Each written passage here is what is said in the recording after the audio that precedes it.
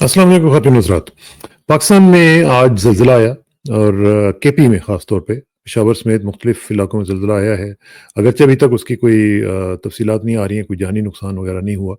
लेकिन बहरहाल ये चीज़ें जो हैं ये जब आती हैं तो हमें भी थोड़ा-सा ख़्याल भी रखना चाहिए और दुआ करनी चाहिए कि अल्लाह ताला किसी भी नुकसान से पाकिस्तान को बचाए और ख़ास तौर पे जिन इलाकों में आया है, अल्लाह करे कि वहाँ पे कोई जानी माली कोई नुकसान ना हुआ हो।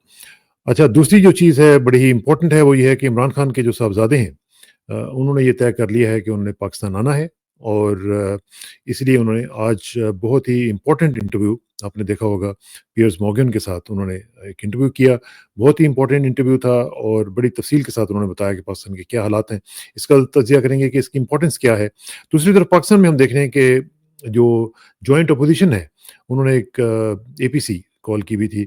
उसकी जो प्रेस कॉन्फ्रेंस में अब उन्होंने एक कम्युनिके की तरफ जो उन्होंने इशारा करते हुए सारा कुछ किया है, प्रेस कॉन्फ्रेंस उसको हैरानकुन बात ये है कि उन्होंने टीवी पे चलने दिया। ये बड़ी अजीब-सी बात है कि पाकिस्तान में ऑपोज़िशन को इजाज़त मिली कि वो उनकी प्रेस कॉन्फ्रेंस जो है वो टीवी पे चलाई जाएगी। दूसरी तरफ अमरीकी टैरिफ्स जो हैं उसका ज़रा तज़िया करेंगे कि पाकिस्तान के ऊपर भी 19% जो टैरिफ लगा है उसका क्या इम्पैक्ट होगा? इंडिया के ऊपर 25% है, तो पाकिस्तान को क्या फ़ायदा होगा या नहीं होगा? ये भी ज़रा जाँचने की कोशिश करेंगे और साथ-साथ जो इंडिया के साथ ट्रंप की टिफ़ चल रही है, बहुत बहुत ही अजीब तरह की। इंडिया में काफ़ी वो लोग चीख रहे हैं, ख़ास तौर पे जो हुकूमती पार्टी है, बीजेपी, वो बहुत ज़्यादा तकलीफ़ में है, मोदी साहब बड़ी तकलीफ़ में हैं। इसका भी ज़रा तज़िया करेंगे और ट्रंप ने रूस के इर्द-गिर्द के इलाकों में 2 न्यूक्लियर सबमरीन्स भेजने का ऐलान कर दिया है, जो कि बहुत ही खतरनाक मूव हो सकती है क्योंकि न्यूक्लियर सबमरीन्स का मूव करना इस तरह, ये बहुत ही खतरनाक हो सकता है क्योंकि अमरीकी जो रूसी सदर हैं, साबिक सदर उन्होंने जो स्टेटमेंट दी थी उसके बाद ट्रंप ने उसको टिट फॉर टैट करते हुए एक अपनी जो न्यूक्लियर मिसाइल्स हैं उनको न्यूक्लियर जो सबमरीन्स हैं उनको वहाँ पे भेज दिया। गज़ा में विटकॉफ गए हुए हैं जो ऑनवॉय हैं प्रेसिडेंट ट्रंप के, वो भी बात करेंगे और इन तमाम अमूर पे गुफ्तगू करने के लिए हमारे साथ तशरीफ़ रखते हैं सीनियर राइटर जनाब साद हफ़ीज़ साहब, उनसे बात करेंगे। साद भाई अस्सलाम वालेकुम जी। जी, वालेकुम अस्सलाम। कैसे हैं साहब? बहुत शुक्रिया साद भाई। एक तो ये है कि जो हमने देखा कि जो इमरान खान के साहबज़ादों का जो इंटरव्यू है, वो उसकी तरफ भी आता हूँ, लेकिन एक चीज़ उन्होंने बता दी है, उन्होंने अप्लाई कर दिया है वीज़ा के लिए। तो आप क्या समझते हैं कि कितना इम्पोर्टेंट है उनका पाकिस्तान में आना और क्या उनको वीज़ा दिया जाएगा कि नहीं दिया जाएगा? अभी तो मुश्किल है कहना कि क्या दिया जाएगा या नहीं, लेकिन उनका आना बहुत ज़रूरी है। एक तो सबसे बड़ी बात है कि उन्होंने अपने बाप को नहीं देखा इतने सालों से। हाँ, तो बहुत ज़रूरी है कि ऐसी मीटिंग होनी चाहिए और वो आई थिंक उसकी वजह से आना तो बहुत ही ज़रूरी है। दूसरी चीज़ ये है कि 5 अगस्त आ गई है करीब। अगर वो आते हैं तो उससे फ़ायदा ही होगा। उनके आने का विज़िबिलिटी मिलेगी हाँ, इसको मूवमेंट को क्योंकि लगता ऐसे है कि ये काफ़ी अच्छी प्लानिंग चल रही है इसकी हुँ, और अभी आपने एपीसी की तो बात ही की, वो बात कर या लेंगे बाद में। हाँ, लेकिन I think it's an important जो उन्होंने बातें अमेरिका में की थी उस इंटरव्यू में, जो मैंने या पहले देखा था और जो पियर्स मॉर्गन के साथ अब की है, बड़ी अच्छा फ्रेम किया दोनों ने। हुँ, उनको उन्होंने बड़े अच्छे आर्ग्यूमेंट यूज़ किए हैं कि हाँ, भाई जिस तरह पाकिस्तान में चल रहा है, ये जो इल्लीगल रिजीम है, ये जो इल्लीगल सेटअप है, खैर इमरान खान के साथ तो जो हो रहा है वो तो बहुत ही अफ़सोस की बात है, but hmm, hmm. As former prime minister लेकिन उससे ज़्यादा ये भी बात है जो उन्होंने पॉइंट आउट किया दोनों बेटों ने कि रूल ऑफ लॉ तो है ही नहीं। तो रूल ऑफ लॉ तो है ही नहीं।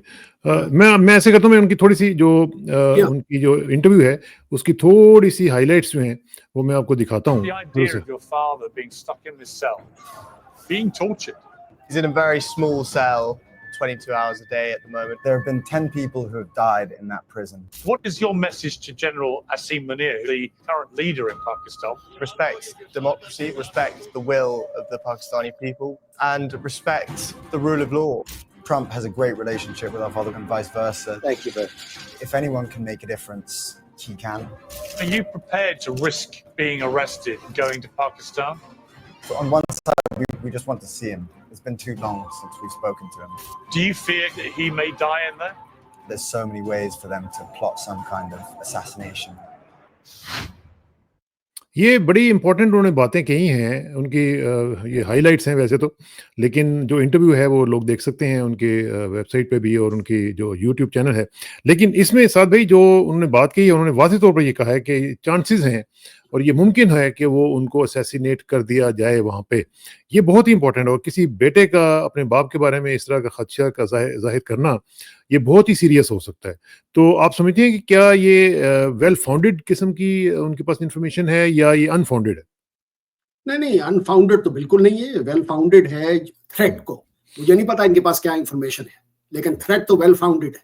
क्योंकि एक चीज क्लियर हो गई है कसाना साहब, ये हमने 6 महीने से आपसे बात शुरू की जब, कि ये जो है सेटअप, ये इमरान खान को वापस नहीं देखना चाहता in any kind of role. और इन्होंने ये डिसाइड कर लिया है कि इमरान खान के साथ ये काम नहीं कर सकते। ये बड़ी अफसोस की बात है भाई। He is the most popular leader in that country, Pakistan में, और उनकी पार्टी ने वो इलेक्शन भी जीता था। तो किस तरह वो माइनस कर सकते हैं इस फोर्स को, which is PTI and Imran Khan, मुझे समझ में नहीं आता। लेकिन इन्होंने ये डिसाइड कर लिया है, तो इस वजह से ये आप एस्टेब्लिशमेंट की बात कर रहे हैं? जी हाँ, बिल्कुल। एस्टेब्लिशमेंट ही तो रन करती है पाकिस्तान को, फौज ही रन करती है। तो उन्होंने ये कर लिया है कि जी नो इमरान खान। हाँ, फौज की लीडरशिप जो आजकल है, तो अब 2 चीजें होने वाली हैं। एक तो ये कि इमरान खान का ये जो मूवमेंट जो अब चलेगा और चल रहा है ऑलरेडी, वो सक्सेसफुल होता है तो उसको उस तरह से उनको कुछ रिलीफ मिल सकती है। और दूसरी ये है कि एक चीज क्लियर हो गई है कि आर्मी की लीडरशिप को चेंज होना पड़ेगा। फौज की लीडरशिप जब तक चेंज होगी तो पाकिस्तान के ये जो क्राइसिस है ये खत्म नहीं होगा। और ये क्राइसिस जो है ये वर्ष से वर्ष होता जाएगा, आप देख रहे हैं। क्योंकि ये सारी जो ये दावे कर रहे हैं कि ट्रम्प को जानते हैं और ट्रेड की डील हो गई है, ये वो, आप इकोनॉमिक हालात देखें पाकिस्तान के कसाना साहब, कि वर्ष से वर्ष होते जा रहे हैं। अनएम्प्लॉयमेंट कितना बढ़ता हो गया है, बढ़ गया है। पता नहीं कोई 22 मिलियन मैंने देखा था कि भाई कोई फिगर है कि लोग काम नहीं कर रहे। और दूसरी चीज ये है कि प्राइसेस बहुत बढ़ गई हैं। मिडिल क्लास का तो कोई परचेजिंग पावर खत्म हो गई है, और जो गुर्बत में लोग हैं वो बढ़ते चले जा रहे हैं। तो इन चीजों को भी जब ये मूवमेंट शुरू होगा अगले हफ्ते, उसको इन्होंने एक्सप्लॉइट करना है। ऑपोजिशन में बहुत जरूरी है कि एक्सप्लॉइट करें, क्योंकि ये ट्रू फैक्ट्स है। और अब लोगों को जो लोग इस मूवमेंट के साथ और आएंगे अगर उनके जो मसाइल हैं वो डिस्कस हो ऑल्सो। लेकिन तो आपने जो बात कही साथ ही कि आर्मी की लीडरशिप को चेंज करना पड़ेगा, वो कैसे चेंज हो? वो तो इंटरनल चेंज ही आएगी जी कसाना साहब, इन टाइम वो आएगी। Nobody is immortal. जैसे बात होती है बहुत कि भाई मोर्टेलिटी तो सबकी है। अब ये आज आएगी या 3 साल के बाद आएगी या 10 साल के बाद आएगी, चेंज तो आएगी। लेकिन पाकिस्तान से जरूरी ये है कि जल्दी से जल्दी आ जाए और ये डेमोक्रेटिक सिस्टम जैसा भी हमारा है उसको फंक्शन करने लग जाए। और जब तक के पीपल्स इनपुट नहीं होगी सिस्टम के अंदर, ये सिस्टम सस्टेन नहीं हो सकता। लेकिन क्या ये जो 5 अगस्त वाला जो सिलसिला है, आप अभी तक का जो मोमेंटम देख रहे हैं, क्या आप समझते हैं कि ये मोमेंटम मजीद बिल्डअप होगा? और क्या इंटरनेशनल प्रेशर भी कुछ ना कुछ आएगा? क्योंकि इंटरनेशनली भी हम देख रहे हैं कि मुख्तलिफ सिटीज़ में, मुख्तलिफ जो इंटरनेशनल सिटीज़ हैं, वहाँ पे भी पीटीआई के लोग जो हैं वो ऑर्गेनाइज कर रहे हैं मुख्तलिफ जगहों पे, जो सिटिंग्स वगैरह हैं, कार रैलीज हैं, दूसरी चीज़ें हैं, और पाकिस्तान में भी लोग जो है वो कोशिश कर रहे हैं। तो आप समझते हैं कि कुछ मोमेंटम बिल्डअप होगा? डेफिनेटली होगा। और ये तो अच्छा है जो बाहर पाकिस्तान के जो लोग हैं वो ऑर्गेनाइज हो रहे हैं और डेमोन्स्ट्रेशन करेंगे, बड़ी अच्छी बात है। ये प्रेस के लिए अच्छा है, इंटरनेशनल प्रेस के लिए। लेकिन पाकिस्तान में जो मैंने देखा है, आप भी देख रहे हैं न्यूज़ को, कि केपी में तो ऑलरेडी काफ़ी हलचल है, काफ़ी एक्टिविटीज़ सारे सिटीज़ के अंदर हो गई हैं और मुनज़्ज़म एक्टिविटीज़ है। लेकिन वहाँ तो बेसिकली पीटीआई की गवर्नमेंट है, तो वहाँ तो चल रहा है। द की इसके कसाना साहब के पंजाब में क्या होगा। और जो मैंने सुना है कि पंजाब में भी मोमेंटम बिल्डअप हो रहा है, और वो इस तरह हो रहा है, डिसेंट्रलाइज्ड है, काफी यूनियन काउंसिल लेवल के ऊपर है, लोकल गवर्नमेंट लेवल के ऊपर है। और वो बड़ी अच्छी बात है कि भाई आप एक जगह, जैसे पहले जमा होते थे कि भाई आप इस्लामाबाद आएंगे और ये होगा और वो होगा, ये बेहतर ये होगा कि डिसेंट्रलाइज्ड है। और ये इमरान खान का जी ये प्लान है, ये अच्छा है कि जगह जगह हो और होते रहे, और ये नहीं सिर्फ कि 5 अगस्त को हो, आगे भी हो। आगे भी चलता रहे, ये सिर्फ 5 अगस्त की बात नहीं है। लेकिन इम्पोर्टेंट बात ये है कि इसको जो मोमेंटम को कंटिन्यू करना है, उसमें एक चीज़ बड़ी इम्पोर्टेंट हुई है कि जो कि जॉइंट अपोजिशन की हमने देखा है कि एक एपीसी होनी थी, उसके बाद फिर उनके एक जॉइंट कम्युनिके आया, उनका जो जॉइंट प्रेस कॉन्फ्रेंस आई, उसमें हमने देखा कि उन्होंने मुख्तलिफ चीज़ों का जिक्र किया। एक तो उन्होंने यही कहा है कि एक नया मिसाक जमहूरियत होना चाहिए, एक जिस तरह पहले हुआ था बेनज़ीर और नवाज शरीफ का। अभी वो कह रहे हैं कि एक ट्रूथ एंड रिकंसिलिएशन कमीशन भी जो है वो भी बनना चाहिए। 18th अमेंडमेंट के बारे में उनको वो कह रहे हैं कि खतरात हैं कि इनको चेंज करने की या रिवर्स करने की कोशिश की जाएगी, उसके ऊपर भी उन्होंने कंसर्न्स का इज़हार किया है। और फिर ये प्रेस कॉन्फ्रेंस जो है वो टीवी पे भी दिखाई गई है, विच इज़ वेरी अनयूजुअल। तो आप क्या समझते हैं कि कोई चेंज आ रही है, कोई इस तरह की अंदर खाते कुछ बातचीत चल रही है, क्या हो रहा है? नहीं, ये मेरे ख्याल में कि दिखा दिया उन्होंने तो बहुत, कोई उन्होंने कोई ऐसी कोई यूनिक चीज नहीं की उन्होंने, बल्कि एक तरह का ये प्रेशर जो बिल्ड अप हो रहा था उसको उन्होंने रिलीज कर दिया इसके साथ, स्पीच के साथ। लेकिन द क्रिटिकल थिंग ये है कि जो चीजें इन्होंने उस कम्युनिके में कही है, मैंने पूरी पढ़ी है, वो बहुत अच्छी चीजें कही है उसमें। और सबसे बड़ी बात तो एक ही है ना कसाना साहब, कि मूवमेंट तो चलेगा, लेकिन उसके बाद सियासी फोर्सेस के अंदर डायलॉग बहुत जरूरी है। वो तो बैठ के बात करनी पड़ेगी सियासी फोर्सेस को, क्योंकि अगर एस्टेब्लिशमेंट को आपको पॉलिटिक्स से निकालना है, उनको इस सिस्टम से निकालना है, and let them go back to their role of defending the country at the border, तो उसके लिए सियासी फोर्सेस के अंदर काफी वो एग्रीमेंट की जरूरत है और उनको साथ काम करने की जरूरत है। इवन दो यानी कि हमें पता है कि वो एक दूसरे को पसंद नहीं करते, और बहुत से इमरान खान के करेक्ट वो हैं कंसर्न कि ये लोग बहुत करप्ट हैं, और करप्शन तो पाकिस्तान में हमें पता ही है बहुत एक्सट्रीम पे है। तो वो रही है और चलती जाएगी जब तक कि ये सिस्टम चेंज नहीं होगा, लेकिन वो आहिस्ता आहिस्ता होगा। तो सियासी फोर्सेस को एक साथ चलने की जरूरत। ठीक है, coming back to the tariffs, आपका जो फेवरेट सब्जेक्ट है, टैरिफ्स के ऊपर क्या सिलसिला चल रहा है? अगर हम देखेंगे पाकिस्तान के ऊपर भी 19% उन्होंने लगा दिया, भारत के ऊपर 25% लगा दिया, इसी तरह कनाडा वगैरह पे, दूसरे जगहों पे, हर जगह पे वो लगाते चले जा रहे हैं। पाकिस्तान को इसका कुछ फ़ायदा होगा? क्योंकि पहले पाकिस्तान का जो टैरिफ था आपको पता ही है कि वो बहुत कम था, लेकिन अब चूंकि 19% हो गया है, तो फिर भी अगर कंपेयर किया जाए तो इंडिया से तो फिर भी बेहतर है। तो क्या इसका कुछ पाकिस्तान को फ़ायदा होने जा रहा है कि नहीं होने जा रहा? जी हाँ, अब इस वक्त इंडिया से बेहतर है, लेकिन इंडिया, मैंने अभी भी न्यूज़ देखी है कि उन्होंने एग्रीमेंट कर लिया है शायद कि रशियन ऑयल को वो परचेज नहीं करेंगे, तो कोई सुपर टैरिफ उनके ऊपर नहीं लगेगा। ये एटलीस्ट मैं अभी देख रहा था, क्योंकि ट्रम्प साहब ने ये भी कहा था कि 25 के ऊपर उन्होंने कहा था पेनल्टीज, उन्होंने पेनल्टीज कहा था कि पेनल्टीज लगेंगे, वो शायद नहीं लगे, क्योंकि अच्छा, अब दूसरी बात ये है कि हमारे कंपटीशन तो बेसिकली टेक्सटाइल के ऊपर है ना अमेरिका में, टेक्सटाइल के ऊपर है, सीमेंट है, थोड़ा बहुत आईटी है, ये वो है, लेकिन मेनली इट्स तो उसमें तो यही है ना कि हमारे जो प्रोडक्ट है वो एक तो कॉस्ट ऑफ प्रोडक्शन हमारा इतना हाई है, हम लोग कंपीटिटिव वैसे भी नहीं है, उसके ऊपर बल्कि हमारे पूरे रीजन में हमारी कॉस्ट ऑफ प्रोडक्शन सबसे ज्यादा है, और उसके ऊपर अगर 19% लग गया तो अब ये देखना पड़ेगा कि यूएस कंज्यूमर जो है, जो कि ये पे करेगा, जिसके लिए पाकिस्तान, यहाँ जो हम लोग हैं जो खरीदते हैं चीजें, उनके लिए कितना ये एक्सपेंसिव हो जाएगा पाकिस्तान की गुड्स खरीदना, और वो कंपेटिटिव भी होंगी या नहीं होंगी, ये बड़ा इंपॉर्टेंट इसमें एलिमेंट है। तो डिफिकल्ट टू से कि क्या होगा। और दूसरी तरफ रिवर्स के ऊपर कि भाई अब आपने ऑयल इंपोर्ट करना शुरू कर दिया अमेरिका से, एटलीस्ट एक कंसाइनमेंट। मेरा अगला क्वेश्चन यही था कि टैरिफ लगे, वो तो ट्रम्प साहब ने तो ट्वीट कर दिया कि जनाब मैसिव ऑयल रिजर्व्स जो हैं वो पाकिस्तान में निकल आए हैं। मुझे नहीं पता चला कि कौन से मैसिव रिजर्व्स निकले हैं, और उन्होंने कहा जी हम इकट्ठे मिलकर इसको करेंगे, हमारी कंपनी जाएगी वहां पे और हम उसको देख रहे हैं। ये जो क्या हुआ, उसके वेरी नेक्स्ट डे हमें ये खबर रॉयटर्स दे रहा है, एक्सक्लूसिव स्टोरी, कि जनाब 1 मिलियन बैरल्स जो हैं वो उनके लेके जहाज चल पड़ा है, और जनाब वो पाकिस्तान को $1 बिलियन जो है वो देना पड़ेगा। तो ये क्या हुआ? ये वो अपनी जगह बात है, वो तो खैर एक $3 बिलियन का जो डेफिसिट है अमेरिका का पाकिस्तान के साथ, उसको तो किसी तरह कवर करना है ना, उसी वजह से तो 19% जो लगा है वो तो एक एस्पेक्ट है। रिवर्स में भी तो आपने अपने वो मार्केट्स को ओपन किया है ना, तो वो तो करना पड़ेगा आपको। This is a demand from Trump himself, and he is demanding that from the whole. कई चीजों पे हमने टैरिफ जीरो कर दिया उनको। तो दूसरी चीज जो आप कह रहे हैं ना, वो ज्यादा इंपॉर्टेंट है कि ये जो है ये तो होल, ये जो एक हाइप बिल्डअप हुई है कि भाई वो ह्यूज रिजर्व्स हैं, मैं तो 50 साल से सुनता रहा हूं कि ह्यूज रिजर्व्स हैं, वो कभी निकाले नहीं गए, बल्कि उल्टा हुआ है। पाकिस्तान में 20 साल से सारी फॉरेन एक्सप्लोरेशन कंपनी से पाकिस्तान को छोड़ के चली गई। हाँ, वो चली गई है। हाँ जी हाँ, तो वो छोड़ के क्यों गई हैं? इसी वजह से वही कि भाई हमारी आपको डोमेस्टिक वो इश्यूज हैं, एंड प्लस कोई ऐसी मेजर फाइन नहीं आएगी। तो ये तो ह्यूज जो है ना, कोई इसका कोई बेसिस तो होना चाहिए ना।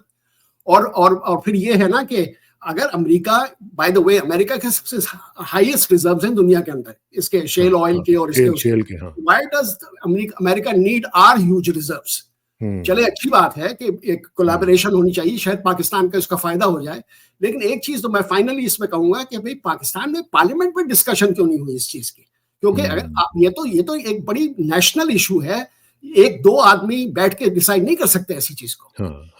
तो ये एस्पेक्ट, ये बड़ा इंपॉर्टेंट बात है। लेकिन पार्लियामेंट भी तो कोई हो ना जी। ये तो पार्लियामेंट सिर्फ ऐसे ही कागजी पार्लियामेंट है ना, ये तो एग्जिस्ट ही सिर्फ नहीं करती। मैं आपको बताऊं, ये जो एक चीज आपने बताई ना ट्रंप के हवाले से, इसका जो बैकग्राउंड है और इसकी जो वजह है वो आप भी जानते हैं, वो है इंडिया, वो है मोदी साहब के साथ जो उनकी टिफ चल रही है, जिसकी वजह से वो आजकल काफ़ी उनको वो अनईज फील कर रहे हैं। जिस तरीके से मोदी ने कैंपेन्स के दौरान थोड़ा सा इशारे भी दिए थे कि ये ट्रंप हार जाएंगे और इस तरह की चीज़ें की थी, अब वो उसका बदला ले रहे हैं। अब आप रोज़ाना देखते हैं, अभी वो 30 टाइम्स तो वो क्रेडिट ले चुके हैं सीज फायर का। दूसरा हम देख रहे हैं कि रोज़ाना कोई ना कोई उनको छेड़ते हैं, चुटकियाँ भरते हैं, कभी पाकिस्तान का नाम लेके कहेंगे कि जी हम ये कर रहे हैं, कभी वो कर रहे हैं, और फिर साथ साथ ये भी कह देंगे कि ये ब्रिक्स में है, तो ब्रिक्स का भी एक इशू है, वो भी उनको तकलीफ है कि अभी डॉलर जो है वो कमजोर होता चला जा रहा है। ये हो क्या रहा है? नहीं, वो अपनी जगह बात है कि भाई basically India has been taking America too for a ride. ये बहुत कोशिशें, दे प्ले बोथ वेज। तो एक तरफ तो वो क्वाड के मेंबर हैं, ब्रिक्स के भी मेंबर हैं, दोनों अपोजिंग फोर्सेस हैं बाय द वे, तो उसके भी मेंबर है। हर एक तरह इंडिया ने 20 साल से फायदा उठाया है अमेरिका का, 20 साल हो गए। But finally you have a president in the White House who knows कि भाई ये जो वन वे स्ट्रीट है, तो he is trying to make sure कि it's a two way street. लड़ाई नहीं हुई है ऐसी मेजर इंडिया और अमेरिका की। This is just going to work out eventually, लेकिन it has to be worked out on America's terms. ये क्लियर हो गया। प्रीवियस जो एडमिनिस्ट्रेशंस थी वो इंडिया को बहुत दे रही थी, अमेरिकन एडमिनिस्ट्रेशंस, ओबामा ऑल्सो, कुछ ज्यादा उनकी पैम्परिंग भी ज्यादा हो रही थी उन दिनों, बहुत ज्यादा पैम्परिंग हो रही। तो अब वो जरा इवन हो रहा है सिचुएशन वो, and the Indians don't appreciate it. उनका ये ख्याल था कि अब वो फेवरेट सन हो गए हैं, या इस एरिया के हेजेमॉन हो गए हैं, and that has changed. ये बड़ी जबरदस्त चेंज आई है। तो क्या ये यूजुअल अमेरिकन बिट्रेयल्स होती हैं, ये उस तरह की बिट्रेयल है क्या? उसी तरह डिच किया है अमेरिकन्स ने इनको, या ये फॉर द टाइम बीइंग है? ये मेरा ख्याल में फॉर द टाइम बीइंग है। India is too big to be ignored, और ये ठीक हो जाएगी बात, लेकिन वो बात नहीं रहेगी, क्योंकि अब इन्होंने पाकिस्तान का भी एक रोल आ गया है इसके अंदर। और अब इतना आसान नहीं होगा पाकिस्तान को डिसलॉज करना, इतना आसान नहीं होगा पाकिस्तान को डीमोनाइज करना, इस तरह ये कर रहे थे। तो क्या इस सूरत हाल में मोदी साहब जो हैं वो अपनी जॉब रख सकेंगे, या ही हैज टू एग्जिट? मेरा ये ख्याल है कि मोदी का लास्ट टर्म है। एक तो उनकी एज भी है, और दूसरी फैक्टर अब है कि उन्होंने कुछ गलतियां ऐसी की है, जैसे सिंदूर के बारे में, कि भाई आपने एविडेंस कोई प्रोवाइड नहीं की, एंड सो ऑन, उसका रिजल्ट आपने देख लिया ऑलरेडी। तो मेरा ये ख्याल है कि is on shaky ground now. यानी जब आप शेकी ग्राउंड कह रहे हैं, तो क्या आप ये कह रहे हैं कि अभी इसी क्राइसिस के अंदर he will lose his job और ये ट्रम्प निकाल देंगे? मेरा नहीं ख्याल कि इट्स वेरी डिफिकल्ट टू से, क्योंकि उनकी लीडरशिप भी तो नेक्स्ट तो अमित शाह है वहां, और उसको भी ऊपर भी खास लोगों का कॉन्फिडेंस नहीं है। और राहुल गांधी जो है उसको सारे लोग नहीं पसंद करते। इट्स नॉट, जो डायनेस्टिक पॉलिटिक्स है वहां इंडिया के अंदर पसंद नहीं करते। तो इतना आसान नहीं है कि इमीडिएटली मोदी साहब चले जाएंगे, क्योंकि सक्सेसर नजर नहीं आ रहा। लेकिन जिस तरीके से अटैक कर रहे हैं ना मोदी साहब, अटैक जिस तरह कर रहे हैं, देखिए ना, डेड इकोनॉमी कह दिया उसको। अब वो क्या डेड इकोनॉमी है? और राहुल ने भी कहा कि हाँ जी, उन्होंने भी सेम एको किया, उन्होंने कहा जी हाँ, Indian economy is dead economy. नहीं है वो dead economy in the sense कि भाई आप ट्रम्प को तो सुने तो ना उसको डिटेल में, कि उसने तो ये कहा ना कि बेसिकली अगर आप अपने मार्केट्स को ओपन नहीं करते, अगर आप अपनी कंट्री को ओपन नहीं करते for trade, then you are a dead economy, उस तरह कहा ना उसने। तो अब अगर इनकी ट्रेड की डील हो जाती है इवेंचुअली, जैसे हो सकती है, तो फिर वो dead economy suddenly will start to be alive again. लेकिन इश्यूज इंडिया के अंदर कसाना साहब बहुत से हैं, सिर्फ इकोनॉमी का इशू है ना। सही बात।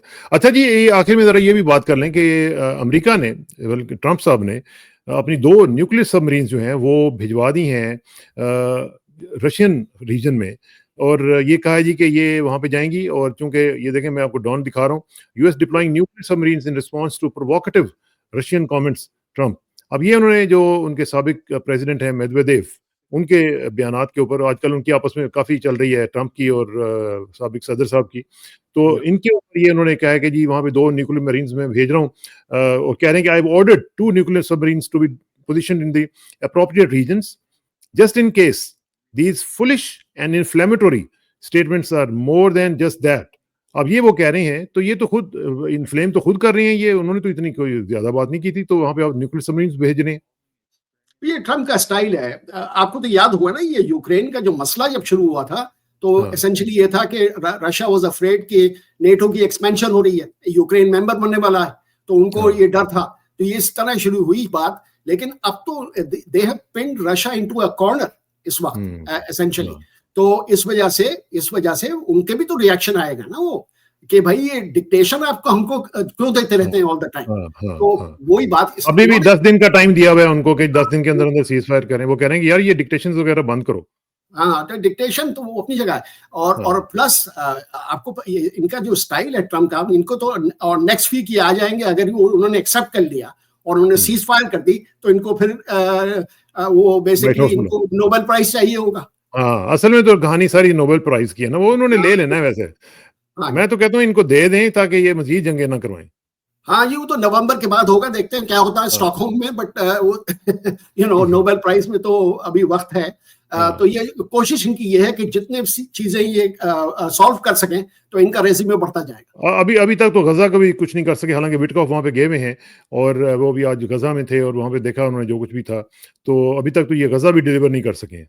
नहीं, गजा तो डिलीवर करना इनके हाथ में भी नहीं है, क्योंकि इतनी जबरदस्त जूइश लॉबी है इस कंट्री के अंदर, अमेरिका के अंदर, कि जब कोई ये कोशिश करते हैं आगे बढ़ने की, तो Netanyahu and the lobby just basically gets in the way. तो ये तो है कि कुछ अच्छी चीजें भी हुई हैं, जैसे कि फ्रांस ने एक्सेप्ट कर लिया है कि कहेंगे के अंदर, और यूके भी उसी डायरेक्शन मूव कर रहा है, इंग्लैंड। तो होपफुली कुछ उससे रिलीफ मिल सकती है, लेकिन अमेरिका तो रिलीफ कोई प्रोवाइड नहीं कर रहा। चलें, इसके ऊपर गुफ्तगू का सिलसिला जारी रहेगा। बहुत बहुत शुक्रिया सादी, जल्दी मुलाकात होगी जी। अस्सलाम वालेकुम।